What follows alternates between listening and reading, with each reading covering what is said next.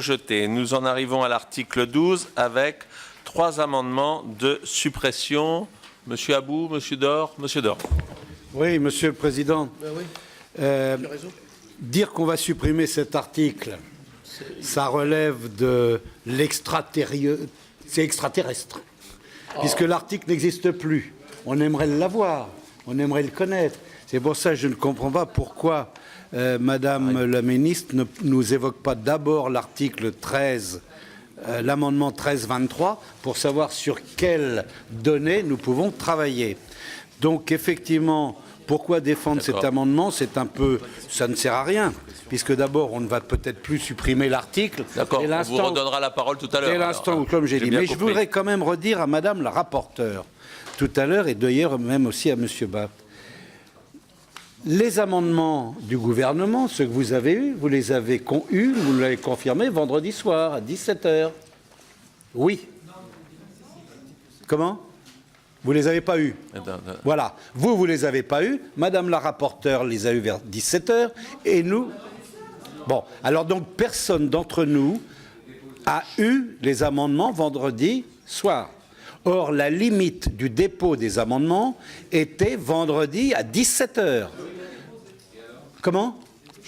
Nous avons donc pu, nous, déposer nos amendements qui ne correspondent pas à la nouvelle définition de ce texte. Voilà le problème. Il est là le problème. Donc nous avons fait tous... Là, vous avez 2 pages d'amendements qui sont hors circuit. Voilà. Et donc, ça pose quand même un problème de travail parlementaire. Et c'est ça que je conteste. Alors, je sais bien que c'était un problème de délai, mais c'est pour cela qu'il aurait fallu qu'on décale la commission dès l'instant où c'est un nouveau texte sur lequel les parlementaires vont travailler.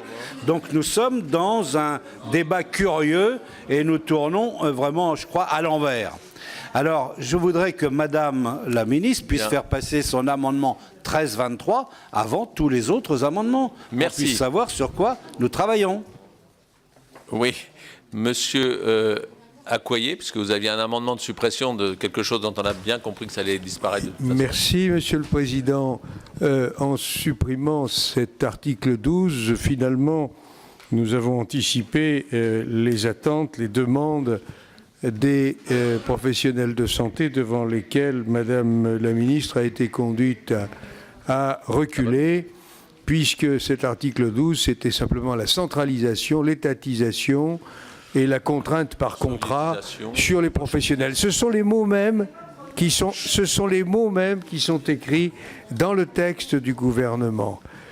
Il était donc indispensable que nous en exigions la suppression, et la nouvelle rédaction telle que nous allons la découvrir, en tout cas que nous venons de la découvrir dans l'alias, montre que, Madame la ministre, il ne reste plus qu'à supprimer le tiers payant généralisé, pour que nous puissions avancer sereinement sur ce texte. Votre acharnement sur ce point, de toute façon, vous conduira à reculer, tant cette disposition est exclusivement une posture politique et qu'elle s'oppose à la volonté de la totalité des acteurs qui sont au cœur de la dispensation des soins, et que vous allez arriver à mettre tous en grève en même temps, ce qui évidemment sera assez fâcheux pour l'avenir que vous souhaitez.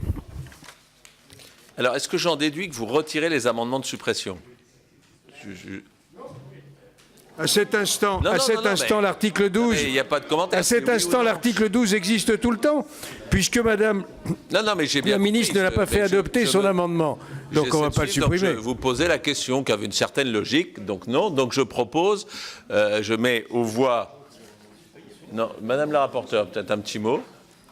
Oui, ce sera un avis bien sûr défavorable, puisque nous allons dans quelques instants pouvoir débattre de l'amendement qui nous est proposé par le gouvernement, mais il est de tradition, et ce n'est pas nouveau avec ce texte, d'étudier d'abord les articles de suppression et ensuite nous rentrons dans l'examen de l'article lui-même. Donc il n'y a pas de modification par rapport à ce qui se fait habituellement. Avis défavorable. Bien, donc avis défavorable de la rapporteure sur ces amendements de de suppression. Qui est pour?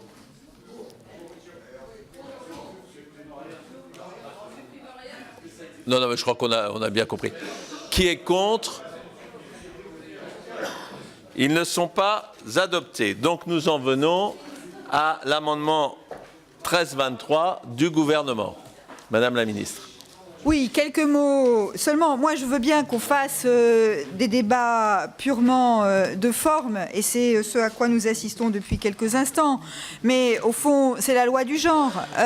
L'article 12, l'amendement qui vous est présenté, 1323, qui réécrit l'article 12, comporte peu d'alinéas. Il est assez simple à lire et au fond, on pourrait imaginer que vous vous positionniez par rapport à cela, mais je ne doute pas que c'est ce que vous allez faire dans un instant. Que dit cet article, la nouvelle rédaction de l'article?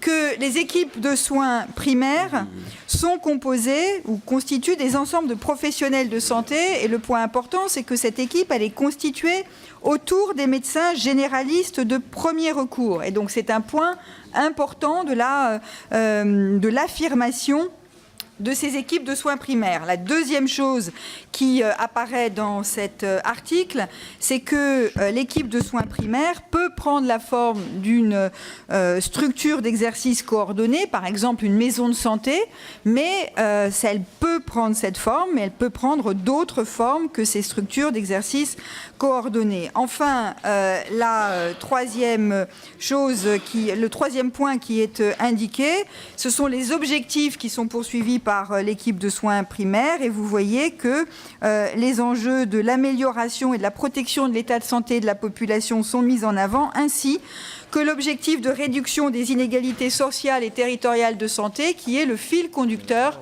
de la loi qui est présentée. Et donc, voici les points importants de ce nouvel article 12. Merci. Donc nous avons un sous-amendement. Alors, Monsieur Dor, Monsieur Robinet. Monsieur Dor. Oui, un sous-amendement donc à l'amendement du gouvernement. C'est qu'effectivement, donc l'objectif de Madame la ministre du gouvernement, c'est de structurer les parcours de santé et de reconnaître effectivement le rôle des médecins libéraux de premier recours à travers le dispositif des équipes de soins primaires, mais également de la communauté territoriale de professionnels de santé, ce que nous soutenons bien entendu. Et là, nous sommes effectivement tout à fait favorables à l'exposé de l'amendement de Madame la ministre. Mais il faut envisager autour de l'équipe de soins de proximité qui est constituée autour d'une ou plusieurs équipes de soins primaires et de professionnels de santé, des professionnels de premier et deuxième recours. C'est-à-dire qu'il ne faut pas oublier de mettre dans le dispositif, y compris sur le territoire, des spécialistes, puisque nous savons que nous manquons beaucoup de spécialistes dans les domaines donc de consultants libéraux, et cette disposition est donc indispensable pour donner toute la place à la médecine libérale de proximité, premier recours, deuxième recours, mais tout cela dans la communauté que vous avez définie, qui s'appelle, donc je ne l'oublie pas, la communauté territoriale de professionnels de santé. Donc on voudrait sous-amender votre amendement, Madame la ministre. Bien, Madame la rapporteure.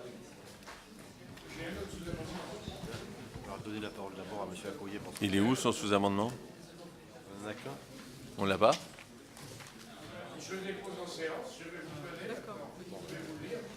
Avant le prendre. On va voir ce que c'est, si c'est trop compliqué. Je vais vous en donner lecture. Le sous-amendement que nous proposons est d'ajouter, après le 4e paragraphe de l'amendement gouvernemental, l'équipe de soins primaires s'inscrit dans le respect de la liberté d'installation de l'ensemble des professions de santé. Mais là, je devrais demander au ministre, elle est d'accord. Mais les conditions de travail, Monsieur le Président de la Commission, des parlementaires sur ce texte font que, de tout temps, les sous-amendements en séance ont été acceptés. Donc, souffrez que nous puissions, dans des conditions aussi acrobatiques... Attendez, mais j'ai eu le temps de rien dire, là, pour le moment. Et je vous le présente oralement. Oui, bah oui, on écoutait là. Je vous le présente oralement. Vous le refusez. Mais attendez, j'ai rien dit. Je viens de vous le présenter. Ah, vous aviez fini là. Je viens de vous le présenter. Bon, vous avez peut-être si vous je peux vous le relire. Si vous n'avez pas prêté attention, je vous le relis. C'est le dernier paragraphe qui viendrait s'ajouter à ce qui est écrit dans l'amendement gouvernemental. L'équipe de soins primaires s'inscrit dans le respect de la liberté d'installation de l'ensemble des professions de santé.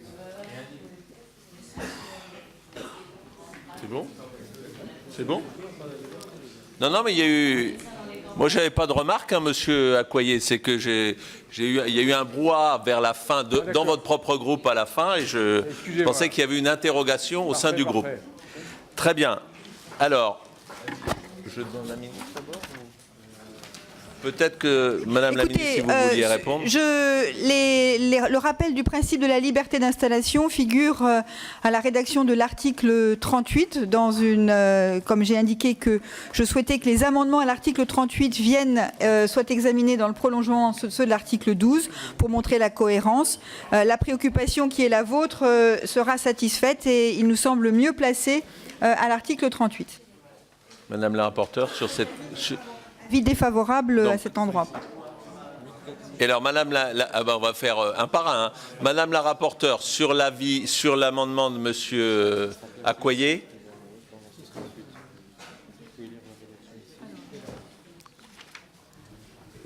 Pour le sous-amendement qui nous est proposé par Monsieur Accoyer, je confirme donc qu'il est prévu à l'article 38.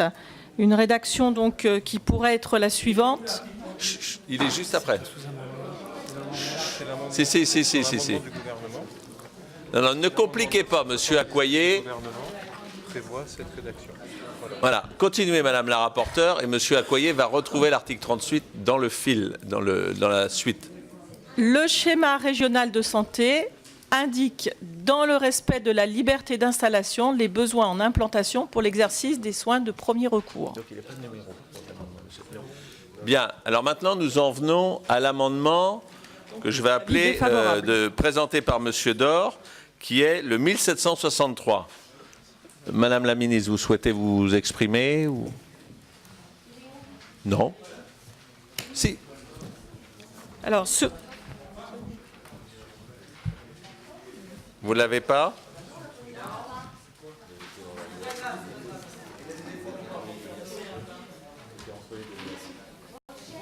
Vous voulez... Bon, je vais le lire. Pendant ce temps-là, tout le monde va réfléchir et se calmer. Il est entre les deux liasses. Il est entre les deux liasses, on me dit. Mais je vais le lire, comme ça va être plus simple.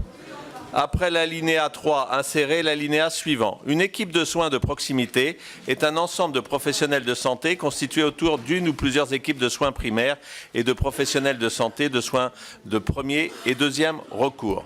Grand 2. En conséquence, à la première phrase de l'alinéa 4, après le mot primaire, insérez les mots ou équipe de soins de proximité. Alors, Madame la ministre, sur cet amendement. Oui, un avis défavorable puisque concrètement, il s'agit d'inscrire dans les équipes de soins primaires, les professionnels de santé du deuxième recours. Or, les professionnels de santé du deuxième recours ne font pas partie des équipes de soins primaires, mais ils font partie des communautés professionnelles territoriales de santé. Les équipes de soins primaires, elles renvoient à des médecins du premier recours. Et donc, avis défavorable. Madame la rapporteure. Effectivement, il me semble que l'amendement proposé par le gouvernement répond à l'exposé des motifs que nous soumet M. Dor. Alors, il me reste maintenant à recueillir, il nous reste à recueillir l'avis de Madame la rapporteure sur l'amendement du gouvernement. Avis favorable, puisqu'on a là le travail issu. Vous l'avez dit, je crois vous-même, Monsieur Dor, le travail issu de la concertation avec le rôle des médecins libéraux qui est reconnu à travers deux dispositifs, donc l'équipe de soins primaires, les communautés professionnelles territoriales de santé. Et donc le dispositif tient largement compte de toutes les interrogations que les médecins nous avaient, et notamment les médecins généralistes, nous avaient exprimées lors des auditions. Donc avis favorable. Merci. Donc, un peu d'attention, mes chers collègues. Nous allons passer au vote. Donc, tout d'abord, sur l'amendement présenté en séance par M. Accoyer, avec un avis défavorable du gouvernement et un avis défavorable de la rapporteure. Qui est pour? Qui est contre? Il n'est pas adopté. Nous en venons maintenant au vote sur l'amendement 1763 qui nous a été présenté par M. Dor. Le sous-amendement, pardon, 1763 présenté par M. Dor, avec là aussi un avis défavorable du gouvernement et un avis défavorable de la rapporteure. Qui est pour? Qui est contre? Il n'est pas adopté. Et enfin, nous en venons à l'amendement 1323 du gouvernement avec un avis favorable de la rapporteure. Qui est pour? Qui est contre? Il est adopté et il fait donc tomber tous les amendements de l'article 12.